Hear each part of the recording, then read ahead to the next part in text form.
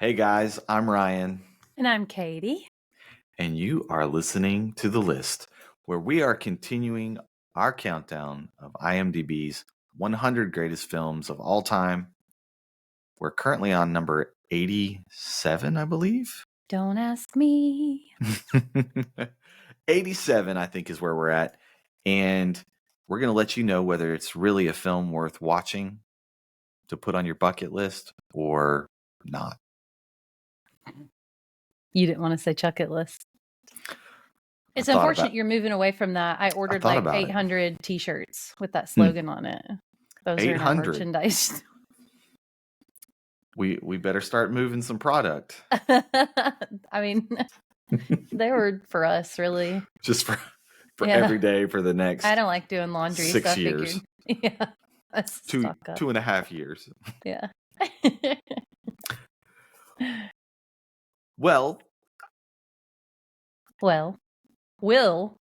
Goodwill. Hunting is the movie that we'll be talking about. You're right. Goodwill Flawless Hunting. transition. Finally, a film within my lifetime. I know all of the other ones we've watched have been within your lifetime, but this is the first one. That was rude. I was just planning what to say too. I was gonna be like, it wasn't in my lifetime because I'm young, but it wasn't my lifetime. I already knew you were going to say that, so I just cut. You that were a off step ahead. right then. Look at you. Right then. It's very a beautiful mind of you. You were born the same year Yankee Doodle Dandy came out. How did I age so well? And in color. Yes. And in color. And it's in color. Yes, this film is in color. Yeah. I've seen this movie before. This is your first viewing of it, correct? It is. Yep. I've heard of it in the way that you walk past it in a movie rental store every Friday night with your family while you look for something to watch. You walk past Goodwill Hunting. That's about the only way I've heard of it. I'm not old enough to know what a movie rental store is. You don't even know what a Redbox is. We just get that online. Redbox? Yeah, what's that? I think I've seen those before. Yeah, they're a relic. Just recently. Mm-hmm. Mm-hmm. No, it was one of the films that I heard when I first saw it that everybody kind of raved about. It was like, oh, yes, it's a really good movie. So that it's on our list tells you that, yeah, it's probably a pretty good movie, especially because you hear it by word of mouth and then some of the accolades that it has achieved in order to get onto the list.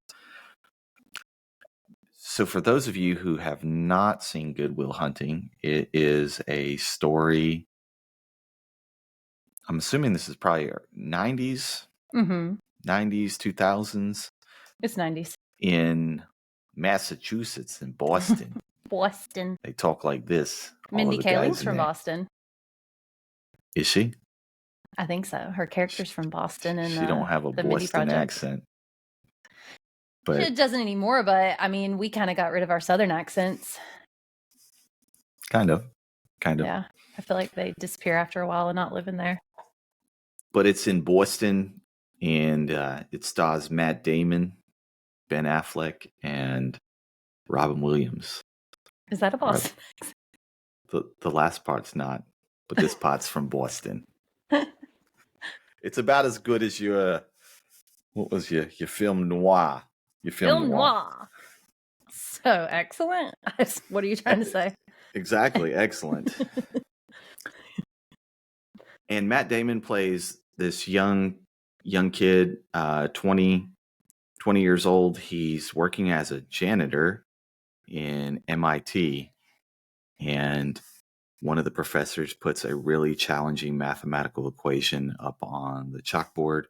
And while he's cleaning, Matt Damon solves this math equation. And it becomes this kind of big mystery on who solved it. And they finally kind of track him down. And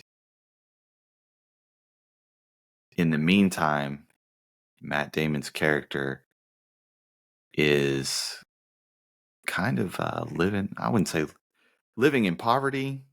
He is living in poverty. He is running around with a bunch of pretty rough characters, and he's a pretty rough character too. And during that time when they're trying to figure out who solved the math equation, he gets in a fist fight on the streets, gets arrested, and the professors at MIT basically work out a way that he doesn't have to serve jail time, but they want him to come help them, with their research, help him evolve in his mathematic career, but also at the same time, he's got to go through some anger management or not anger management, but some counseling, court-ordered therapy to keep him out of jail. And so that kind of is where the plot of the story is going. And Robin Williams plays the psychiatrist who is with Matt Damon. He was really smart. He solved that mathematical equation. He was not a good janitor. Can we talk about that first scene where he brings the mop bucket out and then he sloshes like 80 billion gallons of water all over the floor? Did you notice that? I did. There was so much water. I think it could have been a whole different story about how he murdered people at MIT by leaving giant puddles of water all around the campus. I think he was trying to get the whole hall in one dip. Whole it was freaking just a puddle, campus. and then he was going to spread it around, but it didn't happen. No, it sure didn't. I was like, that's a lot of water. It's my first note. So much water on floor. So much water. I'm glad that was a really important. So much water with the mop. What did you think about the plot? Incredible. Genius inciting incident. First off, they set it up so well. He's a kid in poverty. He's not going anywhere. But my boy's wicked smart, right? Super smart. He is wicked smart. He's wicked smart. He's like wicked super genius. And they do a great job of setting up how he has nothing to fall back on. There's no safety net here. There's no let's go to college and try it out and see what it's like. It's just him. And nothing to fall back on, no other choices. He's got to just work every day to make ends meet. And then you find out he's this absolute genius. Things are just like that scene we saw in African Queen where you look over and you can see the giant vast ocean, but they're like stuck in that mire. There's the possibility of this giant vast ocean right around the corner for him, but he screws up royally before the opportunity presents itself. And it's a great inciting incident. Beats the crap out of somebody, is about to go to jail. The professor swoops in and saves him. So fantastic setup. What a well-written story. Also written by Matt Damon and Ben Affleck. They wrote it. It was the first script they wrote together. Matt Damon wrote this script as a one-act play at Harvard and realized he had done something and started shopping it around. It changed a lot, but still, great story. Yeah, it's good. I think it's one of those films that kind of addresses nurture versus nature theory, basically. Like, you find out later on in the film that Matt Damon's character is an orphan. He's jumped around to a bunch of foster homes. He's had a lot of issues with the environment that he grew up in being really rough, and that's one of the reasons he's running around in a rough neighborhood with some other rough characters. But he's been given this amazing gift, and he's kind of stuck in this quagmire, kind of like in the other film that we watched. And I don't think if it weren't for the intervention of some of these people that he would ever have gotten out of it. Never moved from the position that he's in. Are you laughing at me because I'm not going to say African Queen? You won't say it. You won't say it. Nailed it. Nailed it. I knew that's why you said the other movie we watched instead of African Queen. She's smirking at me for those of you who can't see on the camera. So I think they can hear it in my voice. In the voice. Yeah, African Queen. African Queen. Wow. Have you been practicing? I haven't, but I was really struggling that one day. You were. Good Will Hunting. Good Will Hunting. I do think it's a fantastic story, and I always kind of focus on the inciting incident at the very beginning, but overall the story holds up through the entire movie. There's no soggy middle. There's no point where the story goes off the rails. There's nothing to drag this down from being just an extraordinary story alone. You read it as a script, and it's an incredible story. Of course, it's brought to life by the people acting it. However, it stands alone as a work of art in and of itself. The script, the story is extraordinary. I give it a 10. 10. Wow. Mm-hmm. Okay. I think plot wise, I probably wouldn't rate it quite that high. It is an interesting plot, and the setup is really good. And I was involved the whole time. I was very interested. To me, though, this plot is not the shining star of the show. The acting is the shining star of the show. So for the plot, for me, I think about a 9. The They don't story and take a. plot I is a hear what you're 9. saying, but I feel like they were equal. I feel like they lifted each other up. Both the script lifted up the acting, and the acting lifted up the script. I will say my favorite stories are quiet, character-focused stories. I don't like a big plot. I don't like a world-ending movie. I don't like a world-ending book. I like a book that's a slice of somebody's life. And that's what this was. And to me, it was the perfect example of a quiet, one person's little slice of life coming of age story. It is, I want to say it's perfect. And I think that maybe just the difference is that you're focused. So you're saying that I'm not they saying it's focused not too good. much I on the gave it a characters, 9. or you did? Yeah, No, I'm I not. gave it a 9. I think Yeah. just the general concept of it in general is what I'm kind of talking about. Okay. And the story, the way that it unfolds, I think it unfolds really nicely Beautifully. at a good pace. And you find out things little by little that keep you interested and engaged in it. I think that was done really well. And there's some elements of romance that go along with it. The character of Minnie Driver and Matt Damon getting together, and some of his issues that he takes into that relationship as well. And so there's some interesting subplots. I liked it. I thought it was really good. But all I'm saying is that the acting for me was even up higher above the story for me. I also want to say about the story, just the characters they wrote were very real. Each character had motivation. Each character had its own flaws. Each character had its own arc, its own reason for doing what they were doing. No character was the villain. Even the professor, though he was motivated partially by self-advancement, I think he still wanted what was best for Will. I don't think at any point he was a villain. I think that he struggled with understanding what was best for Will and what was best for him, the man who discovered Will Hunting, but not a villain at all. And I love a movie that doesn't have a villain. I love a movie that doesn't point at someone and say, black and white, this is the good guy, this is the bad guy. Everybody was so balanced.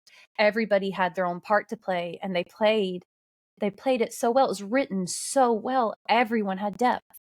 No one was thrown into this movie as just to be in the movie. Everybody had purpose, and not just purpose to affect Will.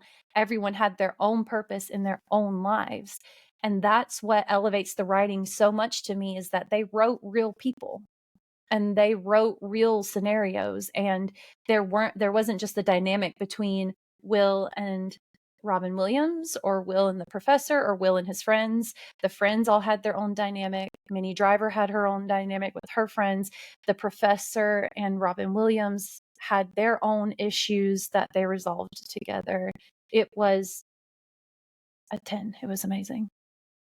Yeah, I think we really see the progression of film from what we've watched beforehand, where you get these kind of one-dimensional characters, and if you do get a character that's multi-dimensional, it's usually just the protagonist. Yeah, and they're the only no one person who's else. developed. But in this one, yeah, fully developed characters with different motivations, all very complex.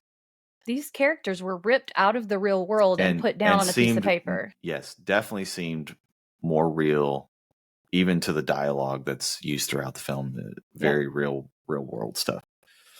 So, acting for me though, man, amazing. Robin Williams, amazing. And I do have to take back kind of what I said last week about Matt Damon being kind of not a great character actor, but he delves into a character in this one. He really does. And so I got to take that back a little bit. And I guess what I was trying to say was that you don't see him complete, like you get an actor like Johnny Depp. Like that guy's insane. Like he becomes Ralph Fiennes. 100%. Yeah. 100% different character. Gary Oldman, like I cannot tell Gary Oldman. They put the makeup on who they are whatsoever. No. Matt Damon, I understand what you're saying. I can tell who he is. It's Matt Damon playing a character. Multiple facets of his personality that he taps into to bring a character to life. And I guess that's what I was talking about last time. But he did a phenomenal job. But Robin Williams, amazing. Yeah. Amazing. I loved Robin Williams before, but he's so good. Yeah, he was. Are you rating it a 10 for acting? Yeah, I think so. I want to rate the acting a 10. There were 2 or 3 moments with Minnie Driver where she seemed like an actor trained at Harvard. And what I'm trying to say with that is she really acted. Whereas everybody else in the movie, there were no scenes where I thought, wow, they're acting well. I was in the movie and they were people living. But there were a couple of times where I was like, she's going a little bit. They're having that scene. Yeah. They're having that scene. I don't agree at all, but keep going. They're having that scene where they're fighting. And I don't want to go too much into detail, but they're having this big fight. And I just feel like at one point she just went a hair over what she needed to do. And it changed from 20-year-old girl having a fight with her boyfriend to woman acting like 20-year-old girl having a fight with her boyfriend. It was just a little much for me. Let me give you my score now that I've said that, a 9.8. It was almost perfect acting. And Minnie Driver, those few scenes with Minnie Driver, those few pieces of scenes with Minnie Driver are the only reason that it's not a 10 for me. And it's me being very, very picky, but I'm still giving it a 9.8. Yeah, I think you're being super picky. I don't think there's anything wrong with being picky before you give a movie a full 10. Yeah, I think that's a. I don't agree. I think she played her part perfectly. She was British in the movie, and I feel like she was the quintessential British woman, not showing a lot of emotion, kind of more reserved. I mean, she is from Harvard. You know, she's a student at Harvard. On top of that, so yeah, I thought she did perfect. Look, there's nothing that I can flaw to anybody. She gave off the perfect air of hilarious, cool, down-to-earth girl. It was played very well. That's why it's a 9.8. There were just bare moments where she took the intense scenes from real life to well acted. And that's an extraordinary line to even be at the point where you're towing the line between, I think this is some of the best acting I've ever seen, and I forget these people are actors. These are people living real life on a camera, is such a thin line. And that's why it's not a 7, it's a 9.8. She just went a hair overboard to me in those moments where they're screaming at each other. And I thought it was just too much in that one moment, and doesn't doesn't mean the acting wasn't incredible. Ben Affleck was great in this. He had these moments of touching genuine feelings towards his friend. The way that they managed to portray true masculine friendship was so well done. Robin Williams, this is one of the best things I've ever seen him in, up there with Dead Poet Society. Matt Damon was his character. The professor, impeccable. All of it was great. It was just that little sliver of too much emotion from Minnie Driver that kept it from being a 10 for me. Agree to disagree. Okay. Cinematography. The scene on the bench. Okay. That was great. That was great cinematography to me. Just this gorgeous scene where they've got the landscape and the lake and the shot where it's them having this intimate moment together speaking. I thought that was beautiful. A lot of shots as they're having emotional moments that manage to make you feel like you're right there. However, it's not a movie that's centered around cinematography. So It's not super artsy. It's, yeah. you know. So that makes it hard for me to rate. It did what it was supposed to do. It was solid. I think it portrayed what it was meant to. I don't know what it would be lacking, but I don't want to give it a 10 and say it's the best cinematography I've ever seen. But then again, it just did what it was supposed to do. So I guess I'm going to give it a 9. Okay. I mean, I think it's on par with any movie in the modern day era as far as cinematography goes. Like I said, nothing super fancy, super artsy. I think I would give it 8 out of 8. Wow factor? 10. For what?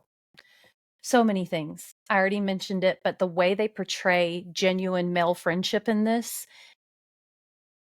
it's like they wrote their life.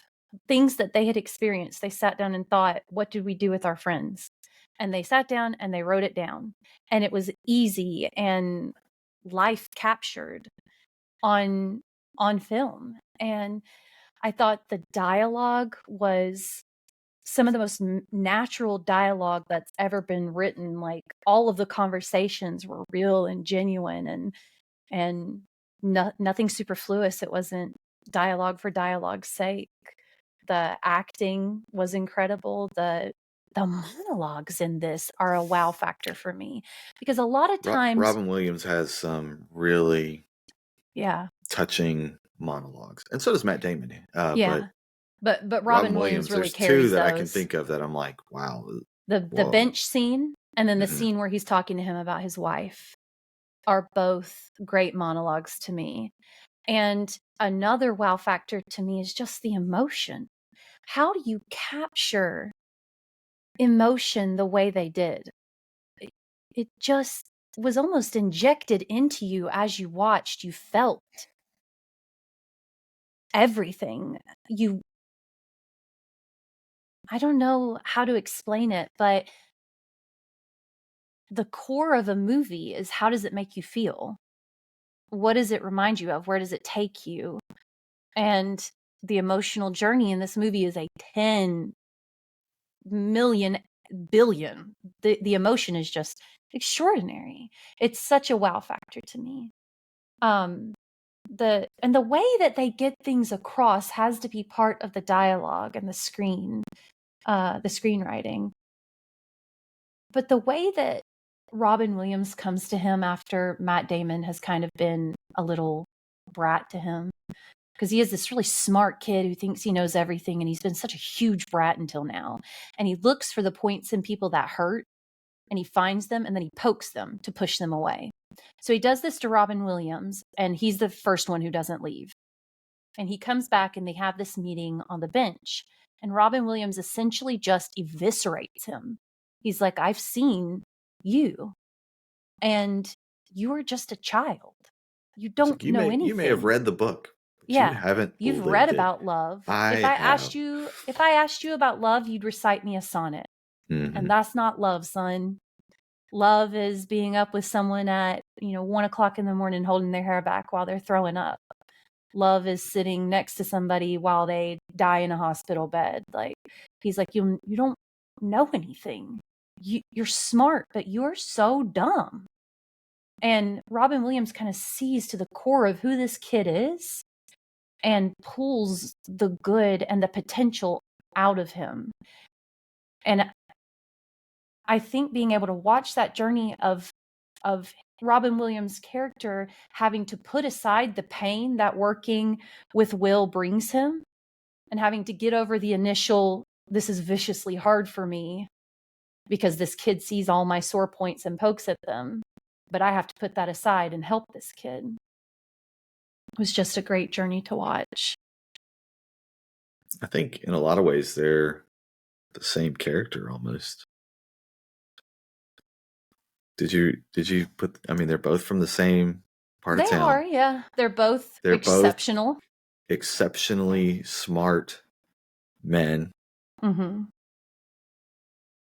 And they're both being pushed to decide to do what is best for them based on what society thinks versus what they want.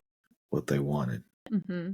Robin Williams has this beautiful moment where the professor is basically saying you're a failure. And he's like, who are you to call me a failure? I didn't fall into this life. I chose this life purposefully. I'm helping people. I was married to the love of my life. I've lived a beautiful life. Who are you to tell me I'm a failure? And so you're right. I see that, the parallels between them. But I think another wow factor for me is the way soulmates are portrayed in this movie. They have this moment where they're talking about soulmates and who like opens up who you are and sees what you need and pushes you to be better. And Will's like, my family, my brother or whatever. And he's like, that doesn't count. That's your brother. And Will kind of realizes he doesn't have anybody. But I feel like by the end of the movie, they're kind of soulmates. Robin Williams and Matt Damon, Will Hunting, in the way that they see each other. He could see to the core of Robin Williams, and Robin Williams could see to the core of him, and they both pushed each other to be better.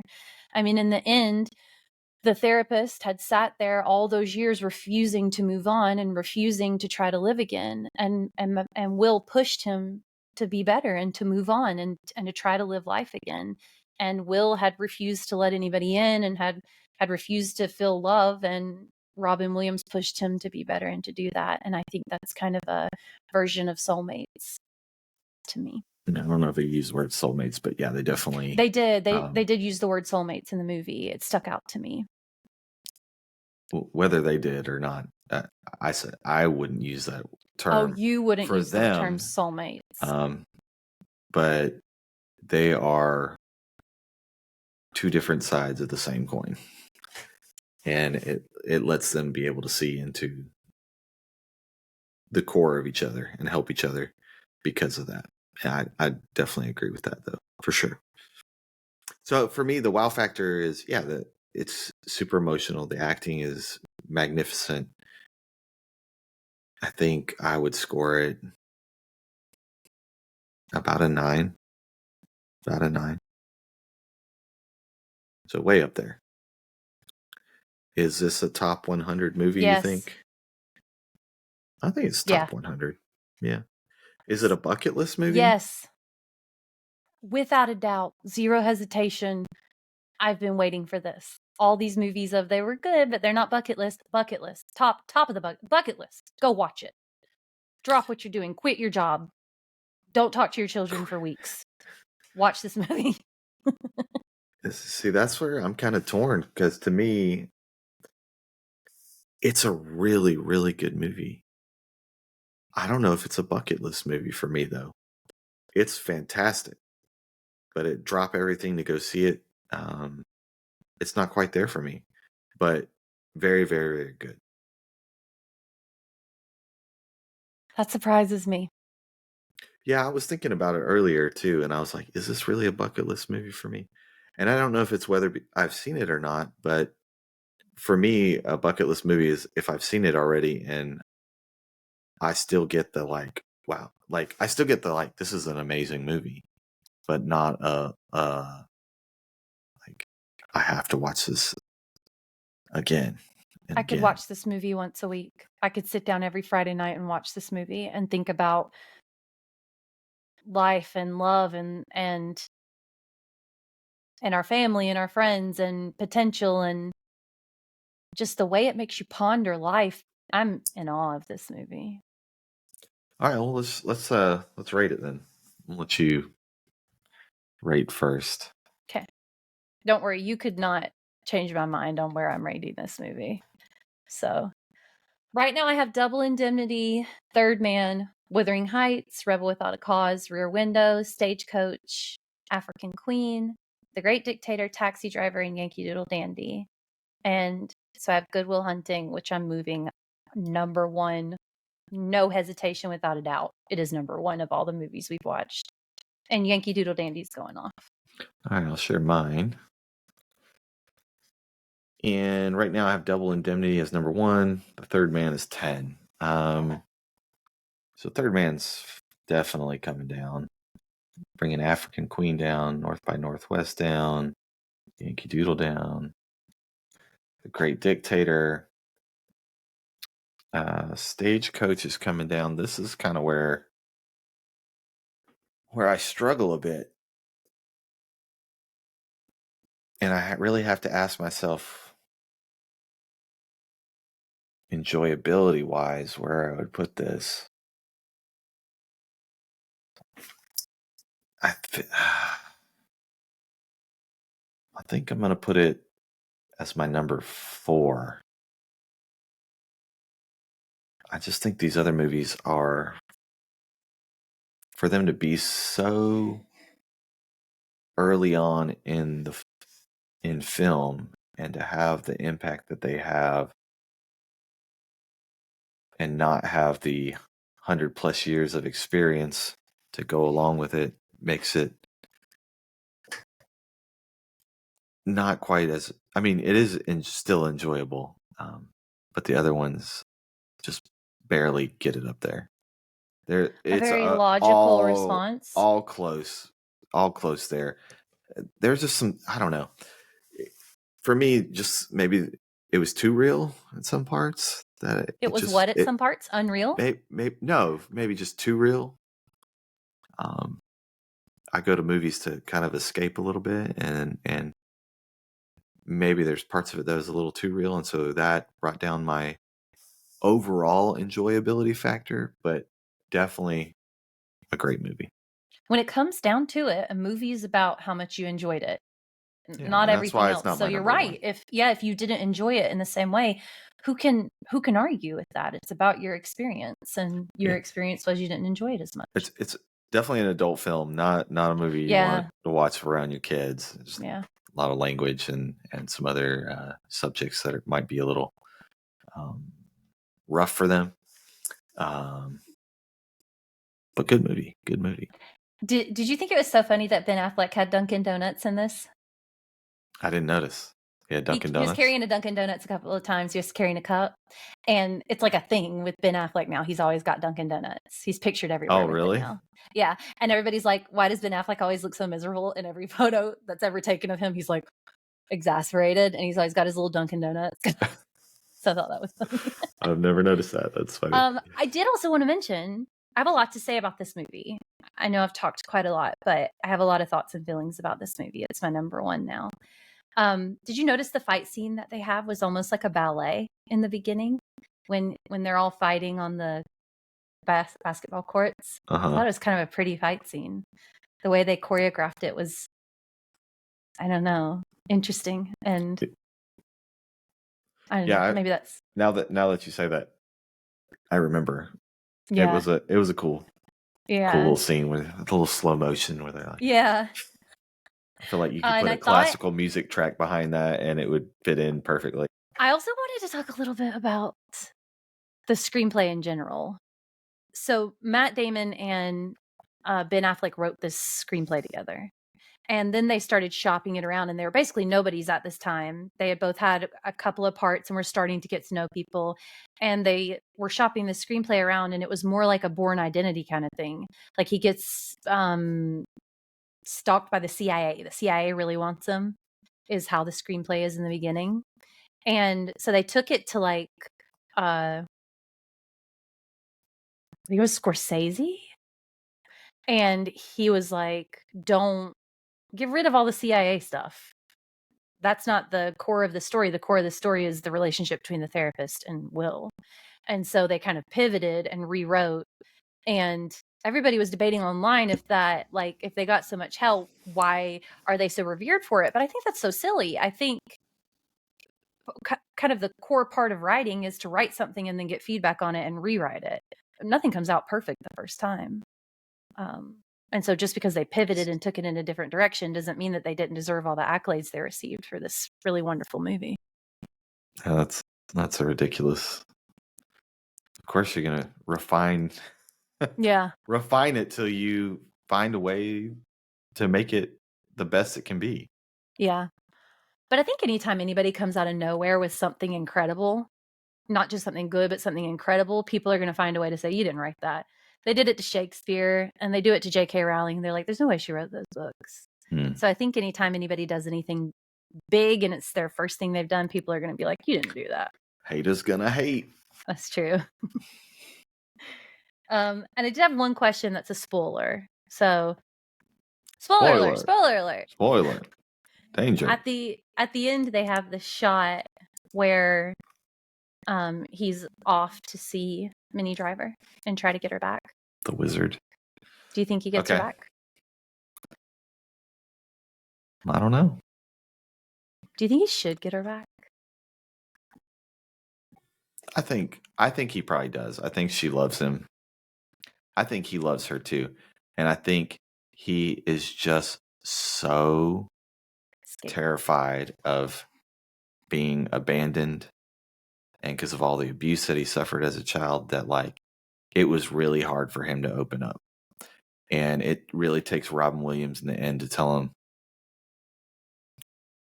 it's not your fault. What a scene. It's not your fault. For him to really finally realize that all the crap that happened to him is not his fault. He's just kind of messed up because of it, but that he can overcome it. Yeah. And I think that's part of the reason that it's called Good Will Hunting, is for him to realize that he's a good kid. Yeah. He's just had terrible stuff happen to him. And so I think they probably do get back together. I think it doesn't matter though.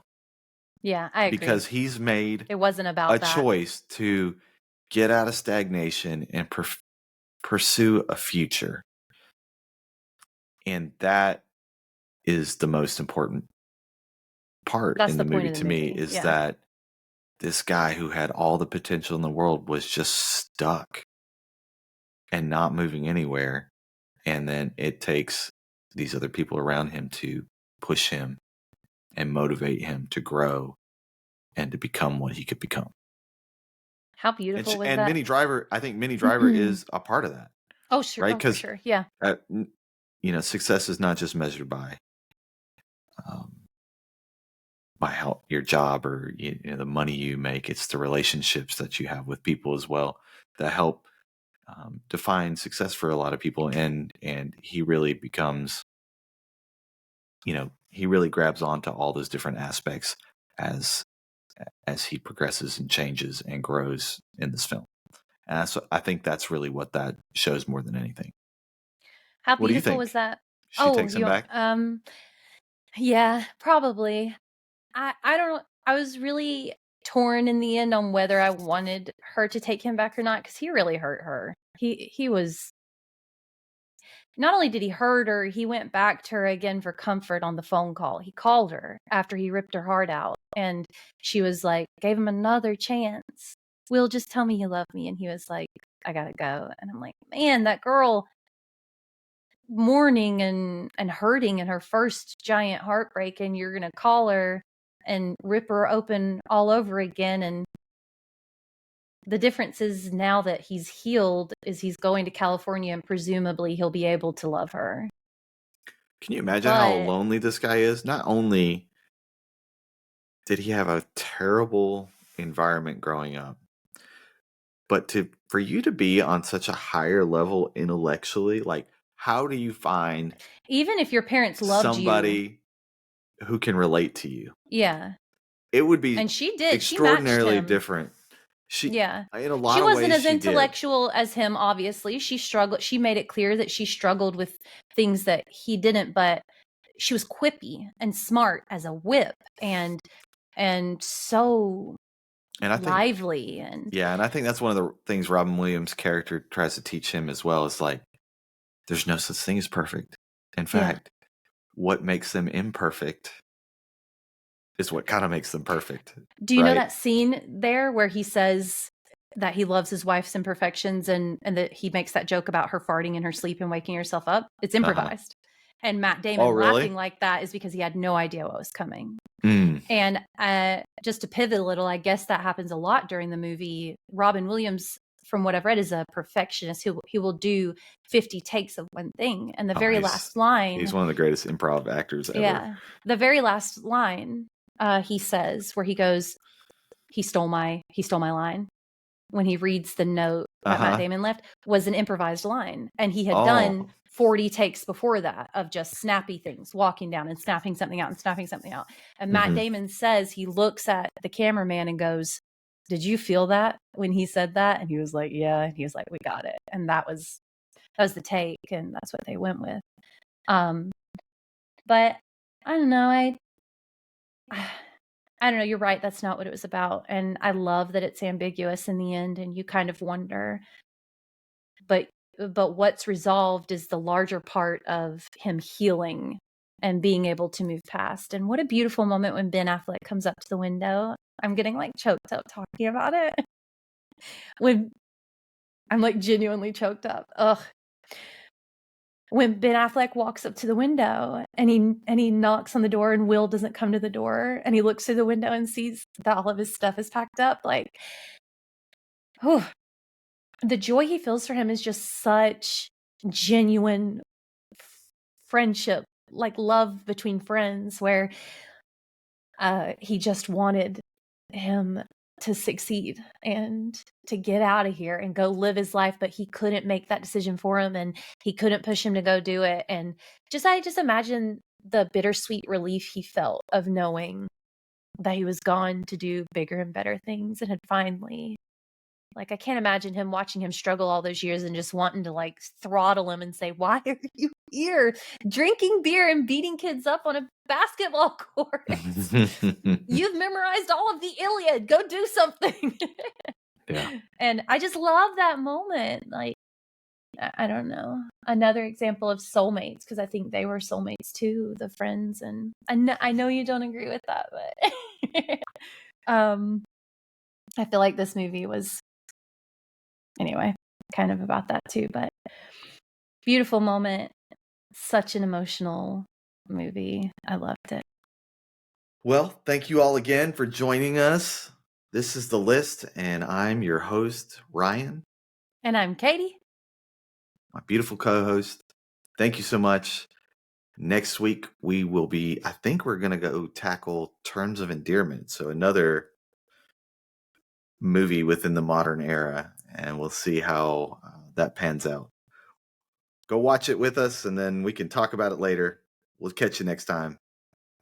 Laters. Follow us on Ryan and Kat's List on Instagram. Okay, bye.